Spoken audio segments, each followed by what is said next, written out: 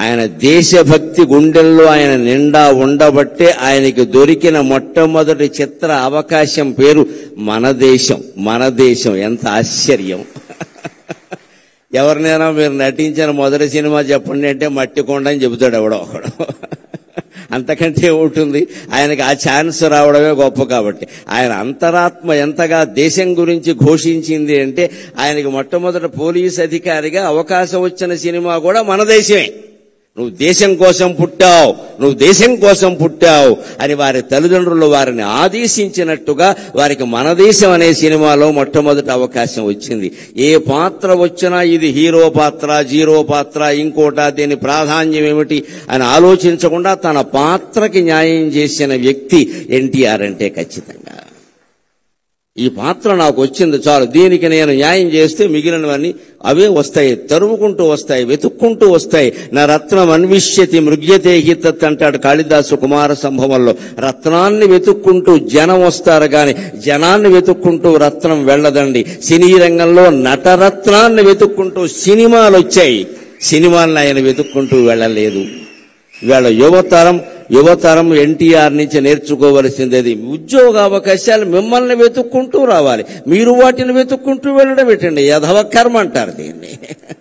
నీ దగ్గర ప్రతిభ ఉంటే నీ దగ్గరికి ఉద్యోగం వస్తుంది ఖచ్చితంగా. ఇప్పటికి మీరు ఇండియన్ ఎక్స్ప్రెస్ పేపర్ చూస్తే బుధవారం నాడు ప్రత్యేక ప్రకటనలు ఉంటాయి, మామూలు ఉండవు. ఉద్యోగం కావాలి, నిరుద్యోగులు కావాలి, ఉద్యోగస్తులు రండి అనే ప్రకటనలు ఉండవు.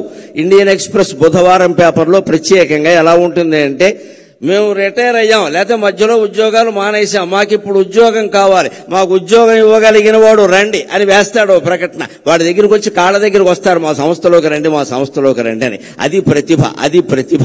ఆ స్థితి మళ్ళీ సంపాదించుకోగలగాలి ఖచ్చితంగా. మాకు ఉద్యోగం కావాలి, ఇవ్వగలిగిన వాడు రండి, మా ప్రొఫైల్ ఇది, నేను ఇంత జీతంతో ఉన్నా, ఇప్పుడు ఎందుకో బయట తిరుగుతున్నా, నాకు కావాలంటే వస్తారు, మీరు మాకు కావాలని. అటువంటి ప్రతిభను యువతరం సంపాదించుకోవాలంటే ఎన్టీఆర్ లాగా దైవభక్తి ఉండాలి, దేశభక్తి ఉండాలి, భాషానురక్తి ఉండాలి, అన్నిటికీ మించి రసస్ఫూర్తి ఉండాలి. అది మనం ఎన్టీఆర్ నుంచి నేర్చుకోవాలి ఖచ్చితంగా. మన దేశమున పాదమోని, మన దేశం అనే చిత్రంతో ఆయన రంగప్రవేశం చేశారు. అక్కడి నుంచి ఆయన నటించని పాత్ర లేదు. అన్ని రంగాలకి సంబంధించిన అన్ని పాత్రల్లోనూ నటించారు.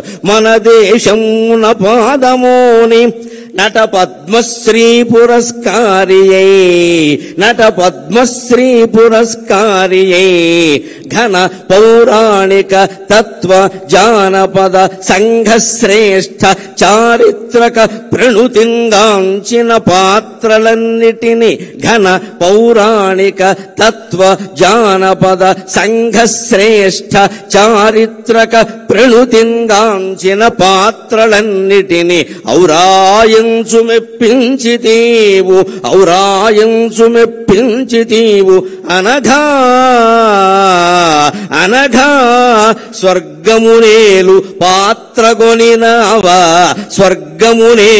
పాత్రగొనినావా రమరాయ ప్రభో.